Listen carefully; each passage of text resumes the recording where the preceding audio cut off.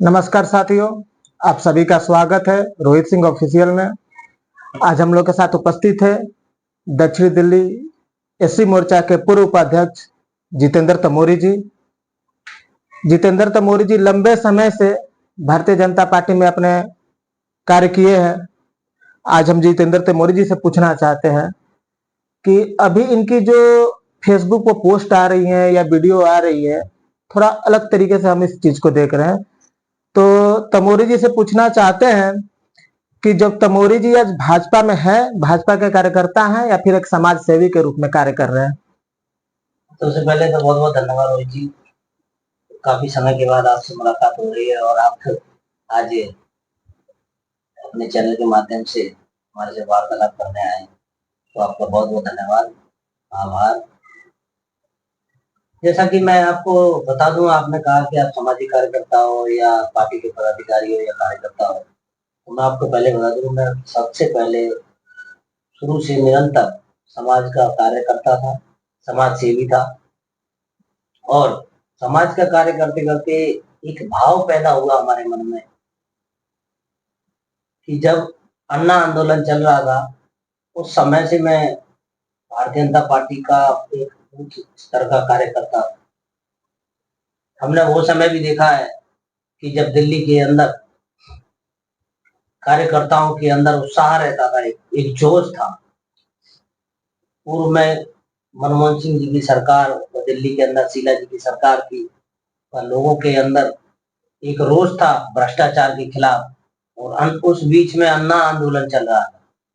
तो अन्ना आंदोलन में जो केजरीवाल ने आंदोलन को लेकर के जो एक मतलब आगे सभी दलों के लोगों को इकट्ठा किया और एक जन स्वराज की स्थापना की, जन स्वराज के लेकर के लोगों में एक उत्साह था।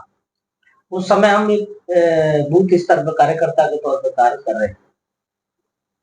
उसके बाद धीरे धीरे निरंतर मोदी जी को हमने देखा। मोदी जी का एक फेस वैल्यू था कि गुजरात में उन सीएम रहते बहुत महत्वपूर्ण कार्य किए हैं, और उस बीच में वो लोकसभा चुनाव जो आया दिल्ली के अंदर 2014 में, तो लोगों के अंदर बहुत उत्साह था, एक जोश जुनून के तरह जो कार्य कर रहे थे, लोगों में उत्साह था कि मोदी प्रधानमंत्री बनेंगे, भ्रष्टाचार के खिलाफ कांग्रेस को सरकार, मतलब भ्रष्टाचार के खिलाफ सरकार गिरेगी और भारतीय जनता पार्टी की सरकार पुनः बनेगी। तो इसको लेकर के हम लोग चल रहे थे, लोग समाज की कार्य भी देखते थे, पार्टी के लोगों में के कार्य भी करते थे, समाज के बीच में रहते थे, निरंतर कार्य कर रहे हैं। तो मोदी जी के जो जो चुनाव, जो 14 का चुनाव था, फिर 19 का चुनाव आया, वो दोनों चुनाव में मैंने बहुत महत्वपूर्ण भूमिका निभाई। बीच में विधानसभा के चुनाव हुए, निगम के चुनाव हुए, तो मैं निरंतर अपने संगठन में कुछ ना कुछ दायित्व कर रहा हूँ। अभी निरंतर मैं 2024 का चुनाव बड़ी नजदीकी से कवर कर रहा हूँ कि हमने जब 14 के चुनाव में और 19 के चुनाव में जो कार्य किए थे, उस दौर में युवाओं की भागीदारी कितनी थी, युवाओं के अंदर जो उत्साह था, जोश था, वो आज के लोकसभा चुनाव में 2024 में भारतीय जनता पार्टी के कार्यकर्ताओं में दिखाई नहीं दे रहा है। ऐसा क्यों? ऐसा इसलिए कि जो नेता माननीय मोदी जी के नाम पर चुनाव जीत करके आए और जो निरंतर चुनाव जीतते रहे, उन्होंने पार्टी को साइड करके उन्होंने अपना वजूद बनाने के प्रयास में लगे रहे। उन्होंने कार्यकर्ताओं की अनदेखी की, पार्टी के पदाधिकारियों की अनदेखी की, उन्होंने अपने अपने झंडे को बुलंद करने के प्रयास में लगे रहे। उन्होंने व्यक्ति विशेष को ज्यादा महत्व दिया, जबकि कांग्रेस के खिलाफ जब कांग्रेस थी तो भारतीय जनता पार्टी का एक ही नारा था कि परिवारवाद की पार्टी। अन्य क्षेत्रों में क्षेत्रीय दल भी है, वो भी परिवार के ही राजनीति करते हैं। बिहार देख लीजिए, उत्तर प्रदेश में देख लो, आप बंगाल चले जाओ, जम्मू कश्मीर देख लो, हरियाणा देख लो, यानी कि जितने भी राज्य हैं जहां पर क्षेत्रीय छोटी छोटी पार्टियां जो हैं वो परिवार की राजनीति करती हैं। चौधरी देवीलाल जी जो पूर्व प्रधानमंत्री रहे हरियाणा के, उनका पूरा कुनबा, उनका पूरा परिवार कहीं ना कहीं कोई मुख्यमंत्री, कोई सांसद, विधायक, मंत्री हरियाणा के अंदर उनकी भागीदारी रही। उत्तर प्रदेश में भी ऐसा ही था, बिहार के अंदर भी आप जानते ही हो। तो कहीं ना कहीं उस राजनीति को परे रख के भारतीय जनता पार्टी का एक ही नारा था कि परिवारवाद को हमें खत्म करना है। एक छोटे से छोटा बूथ का कार्यकर्ता भी नेता बन सकता है। बिल्कुल। तो जो भारतीय जनता पार्टी के पदाधिकारी, जो नेता, जो मोदी जी के नाम पे चुनाव जीत के आए, उन्होंने क्या करा, उन्होंने सेम कंडीशन में कांग्रेस के की तर्ज पे ही उन्होंने भी परिवार को बढ़ावा देने का प्रयास कर दिया।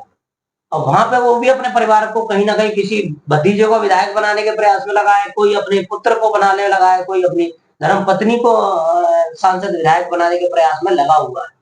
तो इस तरीके की राजनीति के कारण जो कार्यकर्ताओं के अंदर उत्साह था, कुछ कार्यकर्ताओं में नाराजगी पैदा होने लगी, धीरे धीरे निरंतर लोगों का मनोबल डाउन हो गया और कहीं हद तक इनके नेताओं ने अपने परिवार की जेबें भरने का कार्य किया है, जबकि कार्यकर्ता आज भी निरंतर, आप जमीनी स्तर पर जाके देखा जाए तो कार्यकर्ता बहुत मायूस है, नाराज है और परेशान है।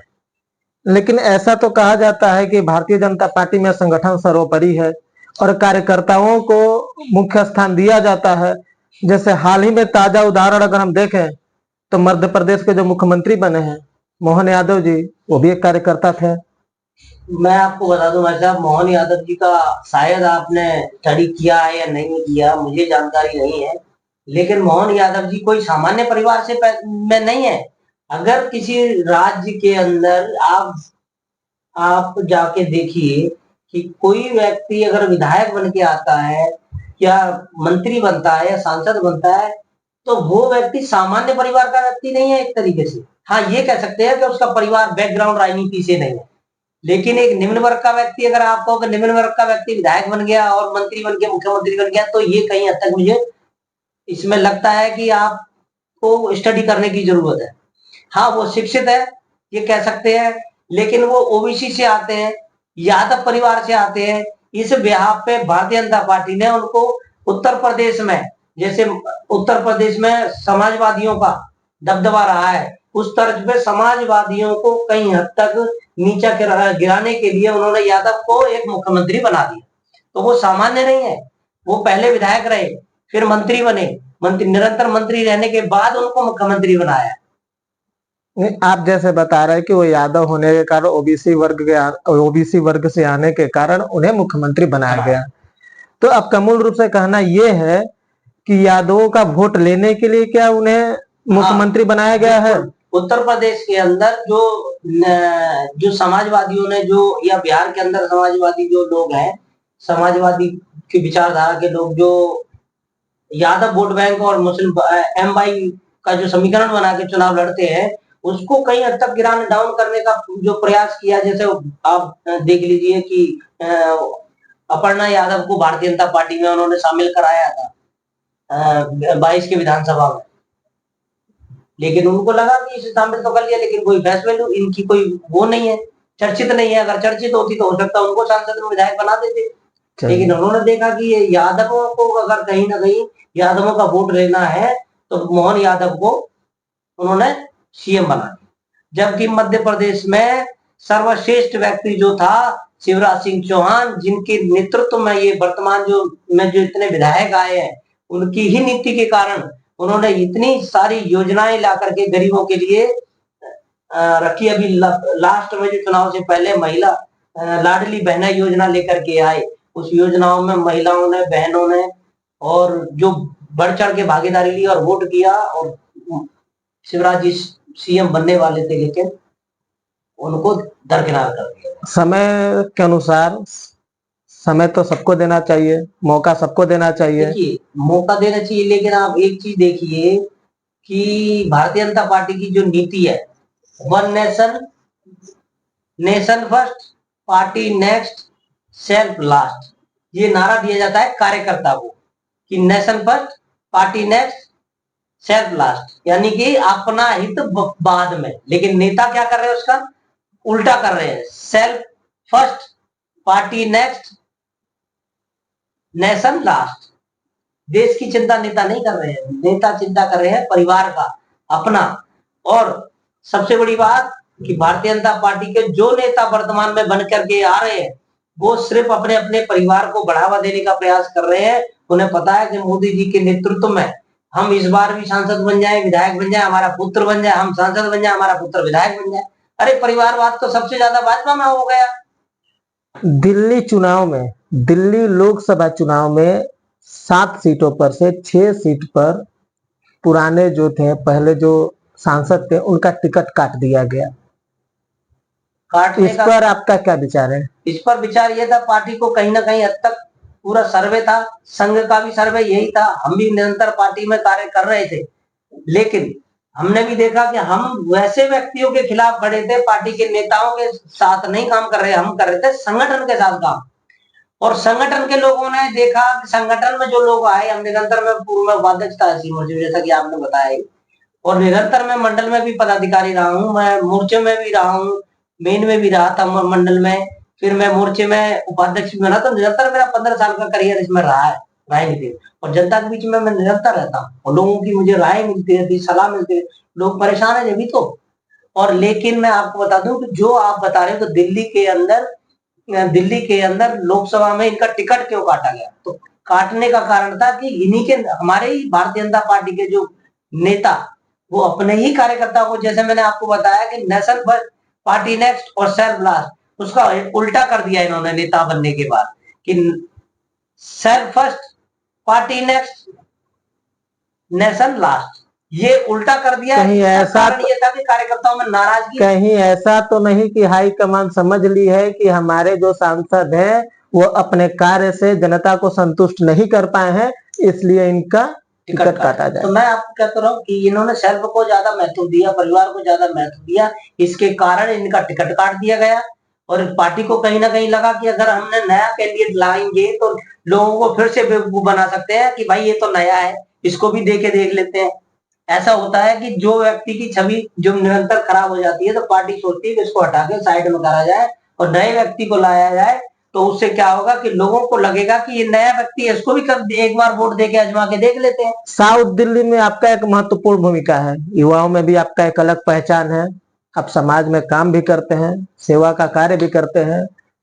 साउथ दिल्ली लोकसभा के चुनाव में जनता का मूड क्या है, आपका राय क्या है? देखिए, मैं तो ये कहता हूँ, सदैव कहता हूँ कि जो समाज की बात करे वोट उसको दो, जो सब युवाओं को रोजगार देने की बात करे वोट उसको दो, जो महिलाओं को सशक्त बनाने का प्रयास करे उसको वोट दो, जो गरीब की चिंता करे। आप जाकर आप चैनल, यूट्यूब चैनल के माध्यम से मेरे से बात कर रहे हैं, तो मैं आपको एक सुझाव देता हूँ कि आप दिल्ली के अंदर आप जाए, जगह जगह झुग्गी बस्ती कॉलोनियों में जाकर के देखें कि स्थिति क्या है। जिनकी नालियां भरी पड़ी हैं, नालियों में बदबू आ रही है, कीड़े पड़ रहे हैं, कोई देखने वाला नहीं है। कूड़ा फेंकने के लिए खत्तों पे जाकर के देखो स्थिति क्या है, गाय लगी पड़ी है, गाय कूड़ेदानों में बैठ करके कूड़ा खा रही है, ये स्थिति है दिल्ली की। इससे पहले भी तो हमारे एनसीडी में 15 साल सत्ता रही है ना। और आप जाकर के फ्लाईओवरों के नीचे देखो ना कि लोग कितने भूख के मारे पड़े हुए हैं। अगर दिल्ली के अंदर एनजीओ ना हो, दिल्ली के अंदर एनजीओ संस्थाएं ना चल रही हो, तो लोग भूखे मर जाएं दिल्ली के अंदर। आप जाके हॉस्पिटलों के बाहर जाके देखिए क्या स्थिति है लोगों की। रात में लोग फ्लाईओवरों के नीचे, अस्पतालों के बाहर गेटों पे पड़े रहते हैं, सोते हैं, ये स्थिति है। बड़ी बड़ी इमारतें बना दी गई, इमारतें बनाने के बावजूद उसमें लोगों को रोजगार तो दिया नहीं, उसमें भर्तियां तो हो नहीं रही। मेडिकल की कह दिया जाए कि मेडिकल कॉलेज बनाए, मेडिकल कॉलेजों में भर्तियां करो ना, मेडिकल कॉलेजों में लोगों की भर्ती करो, वो सीखे ताकि कुछ और लोगों की सेवा करें। लेकिन इमारतें बनाने से सुधार थोड़ी जाएगा, शिक्षा में सुधार हो जाएगा? कि केजरीवाल ने कहा कि दिल्ली के अंदर हमने बड़े बड़े इमारतें बना दी, स्कूल बना दिए, बड़े बड़े इमारतें बना दी, लेकिन अंदर जाके देखिए स्थिति क्या है, बच्चे तो है ही नहीं स्कूलों के अंदर। जिन जो अमीर लोग हैं उनके जो बच्चे हैं, वो पुत्र हैं उनके, तो जाकर के प्राइवेट में पढ़ रहे हैं, लाखों रुपए की फीस दे रहे हैं। और मंत्रियों के, विधायकों के बच्चे आप पढ़ाइए ना उसमें जाकर के। आप, मैं मुख्यमंत्री हूं, आप अपने बच्चे को पढ़ाओ। आप मनीष सिसोदिया अपने बच्चे को पढ़ाए जाके दिल्ली के सरकारी स्कूलों में जाकर के, क्यों नहीं पढ़ाते? आपके बच्चे तो पढ़ेंगे डॉन बॉस्को स्कूल में, Kejriwal ji, Saint Joseph school में, केजरीवाल जी दावा करते हैं कि वर्ल्ड की बेस्ट शिक्षा नीति है जो दिल्ली सरकार चला रही है। अगर दिल्ली सरकार चला रही है तो दिल्ली सरकारी स्कूलों में बच्चे चाकू लेके कैसे घुस जाते हैं? चाकू छुरी चलाने वाले बच्चे कौन है? स्कूल के ही बच्चे हैं। गांजा पी रहे, स्मैक पी रहे, कौन पी रहा है? स्कूल के ही बच्चे हैं। गवर्नमेंट स्कूलों में जो बच्चे पढ़ने वाले लोग हैं, कहाँ स्थिति सुधार? बड़ी इमारतें बना दी, बाहर से पेंट कर दिया, बढ़िया गेट लगा दिया, उससे शिक्षा में सुधार हो गया? शिक्षा में सुधार के लिए आपको नीति बदलनी पड़ेगी। आपको वहां सुरक्षा कर्मी सख्त रखने पड़ेंगे, चाहे आपको वहां पे पैरामिलिट्री फोर्सेस लगाई जाए या कुछ लगाया जाए, तब वहां पे उन बच्चों को या उनके परिवार पे दबाव रहे कि हाँ, कि ये जो हम कार्य कर रहे हैं ये गलत चीजें हैं। आपने टीचरों को क्या है, तनख्वाह मिल रही है, घर पे आराम से सो रहे हैं, उन्होंने बिल्कुल। बच्चे पढ़े ना पढ़े उन्हें क्या है, उनका तो 1 तारीख को खटाखट पैसे आ जाते हैं बैंक अकाउंट में, उन्हें क्या फर्क पड़ा। उनके बच्चे तो प्राइवेट में जा रहे हैं पढ़ने, टीचरों के, तो मंत्रियों के, विधायकों के बच्चे तो 5 स्टार होटलों में रह रहे हैं बढ़िया, और बढ़िया मकान में रह रहे हैं, बढ़िया जगह स्कूल पढ़ने जा रहे हैं, प्राइवेट में लाखों रुपए की फीस दे रहे हैं, उन्हें क्या जरूरत है। अरे वो मंत्री विधायक अपने बच्चों को पढ़ाए ना जाके सरकारी स्कूल में, तब पता लगेगा स्थिति क्या है दिल्ली की। दिल्ली के विकास में महत्वपूर्ण भूमिका किसका हो सकता है या है, केजरीवाल जी या नरेंद्र मोदी जी? भाई साहब दोनों ही भ्रष्ट है दिल्ली के अंदर, दोनों ही नेता। मैं आपको फिर बता दूं, इनके जो सांसद विधायक है वो भी कहीं ना कहीं मोदी के नाम पे भ्रष्टाचार कर करके लिप्त है। अगर लिप्त नहीं होते तो फिर उन्हीं को टिकट दे देती पार्टी। वो कहीं ना कहीं लिप्त थे ना, इसी कारण उनको हटाया गया दिल्ली के अंदर से। लोगों को जागरूक नहीं, लोगों को बेवकूफ बनाया जा रहा है कि राष्ट्रवाद के नाम पे वोट दो, हिंदुत्व पे वोट दो, जय श्री राम के नाम पे वोट दो। अरे भगवान श्री राम जी चल करके क्या आपके घर में रोटी दे जाएंगे, या आप रोटी नहीं बनाओगे तो बिना बनाए आपके पेट में चली जाएगी? आप बताओ, लोग सड़कों पे जाके देखो ना, कितने लोग फील्ड में घूम रहे हैं, लोग बैठे हैं रोडों पे। आप लेबर चौक पे, ये बुद्ध बाजार में जाके देखो ना, लेबर चौक पे कितनी भीड़ लगी है। अभी मैं वहीं से आ रहा हूँ, लेबर चौक पे अभी भी इतनी भीड़ लगी हुई है, लोग बैठे पड़े हैं, लोगों के पास काम नहीं है। 2024 में भाजपा का चुनावी मुद्दा क्या है? कोई मुद्दा नहीं है। मुद्दा होता, लोगों को रोजगार देने का मुद्दा होता, लोगों को शिक्षित बनाने का मुद्दा होता तो समझ में आता, लेकिन मुद्दा नहीं है। इसलिए लोगों को बेवकूफ बना करके राष्ट्रवाद, अरे जो बात करता है समाज की, जो चिंता करता है परिवार की, जो चिंता करता है गरीब की, जो महिला की बात करता है, उसको कह देते हैं कि राष्ट्र विरोधी है। जो नेताओं की आंख में आंख डाल के सवाल पूछ ले, कहते हैं राष्ट्र विरोधी बात कर रहा है, ये तो राष्ट्र विरोधी है, ये तो मोदी विरोधी हो गया। फिर भी लोग मोदी को पसंद क्यों कर रहे हैं? ये तो आप कह रहे हो कि मोदी को पसंद करेंगे। आप देखिए ना, सर्वे उठा के देखिए ना दिल्ली की स्थिति क्या है। आप दिल्ली के अंदर जो जो सर्वे आया है, पहले के ग्राफ के मुकाबले वोट परसेंट तक गिर गया। पहले मोदी जी के चुनाव में, मैंने आपको पहले बताया कि 2014 में जो लोगों के अंदर जो उत्साह था, 19 के अंदर उत्साह था, हम भी उसमें बहुत उत्साह के कार्य कर रहे थे, लेकिन हमने देखा कि ये तो लोगों का शोषण कर रहे हैं, लोगों के अंदर उत्साह तो है ही नहीं। और जो एक निम्न परिवार की जो बचत दर है वो शून्य हो गई है। जबकि पहले के समय में, आज से 5 साल पीछे जाइए, कि व्यक्ति अगर 12,000 15,000 कमाता तो 2% 5% तो वो व्यक्ति अपना बचत बचा लेता था तनख्वाह में से भी। लेकिन पहले तो रोजगार नहीं, और दूसरी ऊपर पे रोजगार तो खत्म कर ही दिया, प्राइवेट सेक्टर में भी रोजगार नहीं मिल रहा है लोगों को, लोग परेशान है। और दूसरी चीज मैं आपको बता दूं कि बचत दर वो शून्य हो गई है। शून्य, शून्य का मतलब समझ रहे हो, जीरो। लोगों की बचत दर जीरो हो गई है, इतनी महंगाई है। और फिर भी लोग राष्ट्रवाद, हिंदुत्व, हिंदूवाद, ये वाद वो वाद में लगे हुए हैं लोग।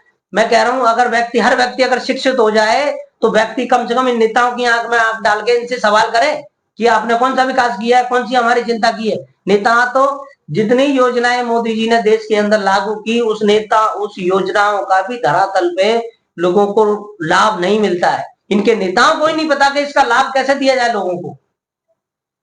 जो नेताओं ने जो गांव गोद लिए थे, उस समय मोदी जी ने कहा था कि प्रत्येक सांसद अगर एक एक गांव गोद ले, प्रत्येक साल में 5 साल में पांच गांव गोद लेगा तो 5 गांव का विकास होगा। लेकिन उन गांव की स्थिति जाके देखिए आप, लोगों के पास पानी नहीं है पीने का। लोगों के जो कॉलोनियां, जो मोहल्ले, जो गांव है, वहां के खत्तों पे जाके स्थिति देखिए कि कितना कूड़ा भरा पड़ा है गलियों के अंदर, क्या स्थिति है इनकी। नरेंद्र मोदी जी द्वारा हजारों योजनाएं लाए गए, तो क्या वो योजनाएं धरातल पर उतर नहीं रही है? मैं आपको चाहे वो मुद्रा योजना हो सकता है, आयुष्मान योजना हो सकता है। लाख का जो मुद्रा योजना जो आपने कहा कि मुद्रा योजना में 10 लाख की धनराशि इन्होंने रखी जी। 10 लाख धनराशि मुद्रा योजना में गरीब परिवार को देंगे। लेकिन किसको दे रहे हैं 10 लाख? कौन व्यक्ति ले पाएगा जो सक्षम है? गरीब व्यक्ति, एक आम व्यक्ति, मजदूरी करने वाला व्यक्ति बोले मुझे 10 लाख रुपए चाहिए, दे देंगे क्या? नहीं ये उसका कागजों में तो इन्होंने कह दिया कि हम इतने लाख लोगों को दे चुके हैं, कागजों में तो देखे, लेकिन इनके नेताओं के आखिर ठेकेदार वो कहाँ आंकड़ा गए? आता कहाँ से है? आंकड़ा आंकड़ा आप बना लीजिए बैठ के। आंकड़ा तो इनके पेपरों में लिखा हुआ है भाई साहब, आंकड़ा तो इन्होंने उंगलियों पे रट रखा है, कितने लोगों को हमने दे दिया, इतने फिर भी लोगों को कर विपक्ष दिया। इसके खिलाफ आवाज क्यों नहीं उठा रही है? विपक्ष को तो खत्म कर दिया। विपक्ष को आवाज कहाँ? आप जाइए गुजरात में, गुजरात अभी वर्तमान में गुजरात के अंदर जो कांग्रेस का प्रत्याशी था, उसको उसका नॉमिनेशन वापस कराया इन्होंने, निर्विरोध वहां पे चुनाव जीता। इंदौर के अंदर सेम घटना हुई, वहां पे कांग्रेस का जो प्रत्याशी लोकसभा का था, उसका उसका नॉमिनेशन वापस करा के उसको इन्होंने भारतीय जनता पार्टी के अंदर शामिल कराया। और अन्य अन्य राज्यों में भी इनको धमकाया जा रहा है, वो उनको परेशान किया जा रहा है कि ताकि ये विपक्ष में कोई रहे ही ना। अगर विपक्षी खत्म हो जाएगा तो लोकतंत्र तो बचेगा कहाँ? फिर तो आप मजबूत रहोगे, आप हिटलरवादी सोच के साथ जैसा कार्य करोगे वैसा कर सकते हो, विपक्ष की जरूरत ही नहीं है लोकतंत्र में। लोकतंत्र में सबको अधिकार है मतदान देने का, लेकिन आप देकर के देखिए गुजरात के अंदर एक व्यक्ति, विधायक का बेटा, वो कहता है लाइव वीडियो बना के कि मेरे बाप की ईवीएम है, मेरे बाप का मैं बूथ है। इस विषय पर आऊंगा, इस विषय पर आऊंगा, लेकिन उससे पहले तमोरी जी के अनुसार चुनावी मुद्दा क्या होना चाहिए? चुनावी मुद्दा लोग अगर वोट दें तो किस विषय पर वोट दें? आपने कहा अभी उस समय मुद्रा योजना, मुद्रा योजना 10 लाख की इन्होंने जो धनराशि दे दिखा रखी थी। अभी वर्तमान में इन्होंने स्थिति देखी कि चुनाव के अंदर स्थिति खराब है भारतीय जनता पार्टी की, सर्वे आ गया। सर्वे आने के बाद इन्होंने संघ के लोगों को लगा दिया कि भैया भाजपा के कार्यकर्ता तो नाराज है, आप संघ की दृष्टि से कार्यभार संभालिए, नहीं तो स्थिति खराब हो जाएगी, मोदी जी चुनाव हार जाएंगे। और 400 पार का जो नारा इनके नेता दे रहे थे, वो अब 200 पार भी नहीं कह रहे हैं। ये स्थिति है। वोट परसेंट जो 1914 के लोकसभा में 65 से 70% वोट परसेंट था, वो गिर करके आज 50 से 55% पे आ गया। यानी कि स्थिति देखिए, अगर 50% पर वोट आ गया तो 20% तो इनका वैसे ही घट गया। 15 से 20% वोट पर घट गया, किसका घटा? इन्हीं का घटा है ना, जो ये कह रहे थे कि हम 52% इस बार वोट शेयर लेकर के आएंगे। पिछले बार 37.5% वोट शेयर था इनका, इस बार 52% से प्रचंड जीत लेकर के हम 400 सीट का आंकड़ा पार करेंगे। कहां गए इनके आंकड़े? माननीय गृह मंत्री जी ने तो ये कह दिया कि भारतीय जनता पार्टी में 52% का हमारी भागीदारी रहेगी इस बार के 24 के लोकसभा में, और मोदी जी पुनः प्रधानमंत्री बने। मैं भी इच्छा रखता हूं कि भाई प्रधानमंत्री जी बने प्रधानमंत्री, लेकिन लोगों का कार्य तो करे। स्थिति तो ये कर दी कि मुद्रा योजना 10 लाख की लेकर के अभी बीच चुनाव में इन्होंने घोषणा कर दी, अभी एडिट चल रहा है कि 20 लाख धनराशि को बढ़ाकर के 20 लाख कर दिया गया। इस चुनाव के अंदर इन्होंने धनराशि मैं प्रश्न को फिर से दोहरा रहा हूं कि अगर जनता वोट देने जाए को क्या देखकर वोट दे, क्या विषय देखकर वोट दे, जनता का मुद्दा क्या होना जनता चाहिए? जो तानाशाही सरकार है, जो हिटलरवादी बात की सोच के साथ जो कार्य कर रहे हैं, जो नेता अपने परिवार को बढ़ावा देने का प्रयास कर रहे हैं, उस उन नेताओं को ये सही समय है जवाब कराना, जवाब देने का। तो जनता समझदार है। इस बार के माहौल से भी पता लग रहा है कि जनता बेवकूफ नहीं है। जनता सही फैसला और सही कार्य करेगी, ये आगामी सही समय पर करेगी। सही समय पर करेगी जनता ना। के अंदर अब वो बात नहीं है कि लोग मुंह फट नहीं है कि जो बोल दे या ये कर दे। अब लोगों के अंदर थोड़ी सी लोगों नेताओं को देख करके चतुराई आ गई है कि वोट भी वो सही समय पर सही तरीके से करेंगे। पिछले 5 चरण के चुनाव बीत गए, इस पर आपका क्या राय है? 5 चरणों का जो सर्वे आया इसको है, आप किस तरीके से देखते हैं? 5 चरणों का जो चुनाव का जो सर्वे आया, उस 5 चुनाव के सर्वे में नेताओं ने ये स्थिति देख ली कि जो हम 400 पार का जो नारा दे रहे थे, वो तो खोखला निकला। अरे आप नेताओं लोगों को बेवकूफ कैसे बना सकते हैं? आपने लोगों को युवाओं को क्या दिया है मैं बता दूं। युवाओं को आपने देश के युवाओं को दिया है क्या? दिया रोजगार तो दिया नहीं, रोजगार नहीं दे सके, लेकिन दे क्या सके है? नशा दे सके। सबसे ज्यादा गली मोहल्ले कॉलोनियों के अंदर सबसे ज्यादा नशा पनप रहा है, चरस गांजा अफीम। मैंने एक वीडियो बनाई डाली थी, एक फेसबुक पे यूट्यूब पर वीडियो चल रही थी, उसमें मैंने देखा कि एक व्यक्ति रिक्शा चालक और बैठ करके ऐसे नशे का सिरंज भर रहा है। अब वो रिक्शा चलाएगा कि वो नशे में किसी को कुछ भी कर सकता है। नशे का कारोबार तो दिल्ली के अंदर सबसे ज्यादा पनप रहा है। और कहते हैं कि युवाओं की भागीदारी, हमारा देश सबसे बड़ा युवा देश है, 65% आबादी हमारे देश की युवा है। अगर 65% युवा देश है हमारा देश, तो आपने युवाओं को शिक्षा तो महंगी कर दी, शिक्षा दे नहीं सके, रोजगार दे नहीं सके, लोगों को रोटी दे नहीं सके। लेकिन आपने एक चीज जरूर दी है, नशा। लोग नशे में रहेंगे तो लोग, कोई किसी नेता के आगे जबान नहीं चला सकता, कोई सवाल नहीं कर सकता, वो अपने नशे में धुत रहेगा, उसे क्या जरूरत है, उसे पता ही नहीं है। दिल्ली पहली के बात, वो शिक्षित नहीं रहेगा, वो अशिक्षित ही रह जाएगा, क्योंकि नशे की लत में पड़ गया तो शिक्षा ग्रहण नहीं कर पाएगा। दिल्ली के चुनाव प्रचार में एक नारा बड़े जोर शोर से लगाया जा रहा है, गली गली में यह नारा गूंज रहा है कि जहां झुग्गी वहीं मकान। मैं आपसे ये पूछना चाहता हूं कि इस बार चुनाव अगर भारतीय जनता पार्टी जीतती है, माननीय नरेंद्र मोदी दोबारा तीसरी बार प्रधानमंत्री बन रहे हैं, तो क्या जहां झुग्गी वहीं मकान का सपना को पूरा किया जाएगा? भाई साहब, ये तो जुमले होते हैं चुनाव में। ये सदैव हमेशा पहले भी जितनी बार चुनाव हुए तब भी यही नारा दिया है, जहाँ झुग्गी वहीं मकान। और हर सरकार बदलती रही है समय समय पे। बहुत मैंने निरंतर कई सरकारों को कवर किया है, उसमें सिर्फ एक ही नारा होता है इनका, जहाँ झुग्गी वहीं मकान। अब की बार मोदी सरकार, अब की बार 400 पार, तीसरी बार मोदी सरकार, जहाँ झुग्गी वहीं मकान। ये नारे जो बना दिए जाते हैं, जुमले बना दिए जाते हैं लोगों के। क्या अभी ये झुग्गी तोड़ के तुरंत मकान महल बना देंगे उसको? कोई मास्टर प्लान है इनके पास? झुग्गियों को, लोगों को पानी तो मिल नहीं रहा, लोगों को पीने का पानी नहीं मिल रहा। आप कह रहे हो झुग्गी में मकान बना देंगे, कहां से बन जाएगा? लोगों को गलियां तो है नहीं घुसने के लिए गलियों में। आप स्थिति देखिए ना जाके, बीएसईएस की जो लाइनें घुसी पड़ी हैं एक एक घर में, जहां केवल उल्टा सीधा कहीं केबल लगा, कहीं आग लग जाए तो झुग्गी की सारी झुग्गियां नष्ट हो जाएंगी, अगर एक घर में आग लग गई तो। मास्टर प्लान तो है नहीं, कहां से झुग्गी का मकान बना देंगे? आप जिस मुद्दे पर आए थे, मैं उसी मुद्दे पर फिर आ रहा हूं कि एक वीडियो बड़ा वायरल हो रहा है। एक भाजपा के नेता के लड़के हैं जो ईवीएम के बटन को दबाते हैं, उससे छेड़खानी करते हैं और कहते हैं कि ईवीएम हमारे बाप का है। उस पे उसी के बाप का है भाई साहब। वो वहां का विधायक, वो वहां का सांसद है, तो उनकी ये जो लोकतंत्र है वो इनकी रखेल बन गया है। चुनाव आयोग तो इनका रखेल बन चुका है, तो नेताओं का बाप का ही है ईवीएम। अगर सही जांच हो जाए, उस विधायक के लड़के को कहीं ना कहीं इलेक्शन कमिश्नर उसे पकड़े और सजा दे कि ये देश के लोकतंत्र की का कहीं ना कहीं हत्या किया जा रहा है, लोगों को अपना मत तक नहीं देने दिया जा रहा है, ये स्थिति हो गई है। पुलिस से पकड़ पाई है? पुलिस किसकी है भाई साहब? पुलिस तो सरकार की है। सरकार किसकी है? इसके बाप की। जब बाप की सरकार हो तो ईवीएम किसका होगा? बेटे का ही होगा ईवीएम। सरेआम गुंडागर्दी हो रही है, और ऐसे ही घटना हर निरंतर कई जगह बूथ बूथ कैप्चरिंग हुई है भाई साहब। ये तो स्थिति ये है कि इन्होंने खुद बताया, इन्होंने खुद वीडियो डाला है कि हमारे बाप का भी ये ईवीएम है, हम ऐसे दबा रहे हैं। कई कई जगह गांव देहात के अंदर दलित, शोषित, पीड़ित जो आदिवासी लोग जो है, उनको तो वोट तक नहीं डालने दिया जाता। इतनी तानाशाही है,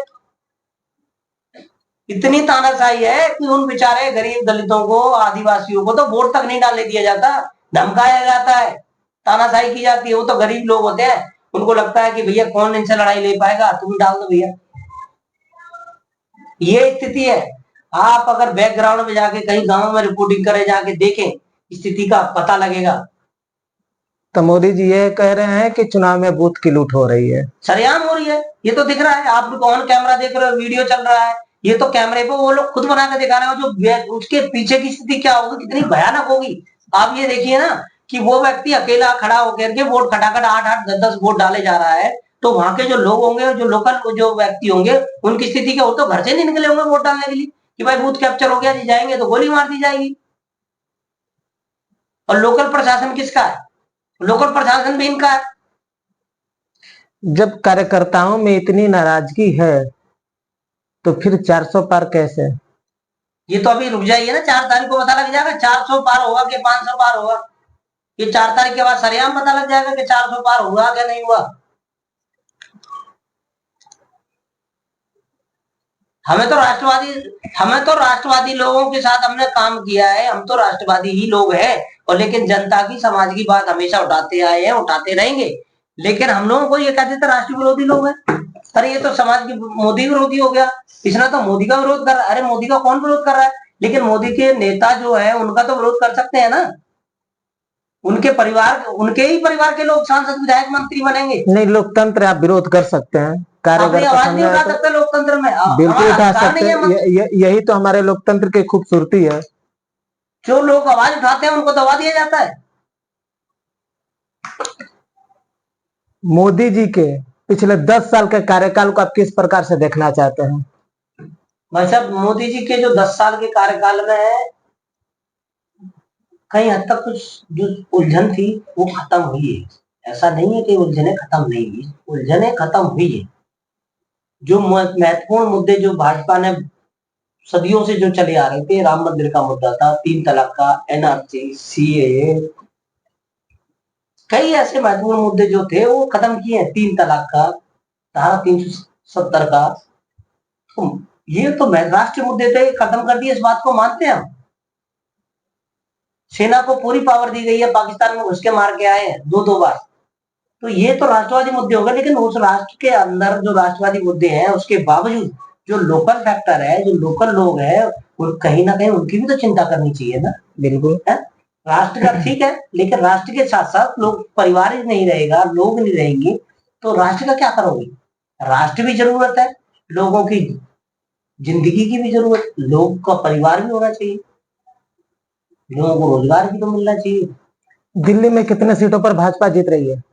भाजपा भाई साहब 4 सीटें जीतेगी और 3 सीटों में भाजपा को नुकसान होने जा रहा है। दक्षिणी दिल्ली में क्या होगा? वो समीकरण बताएगा दक्षिणी दिल्ली का। चलिए, बहुत बहुत धन्यवाद आपको जुड़ने के लिए। बहुत बहुत धन्यवाद रोहित जी।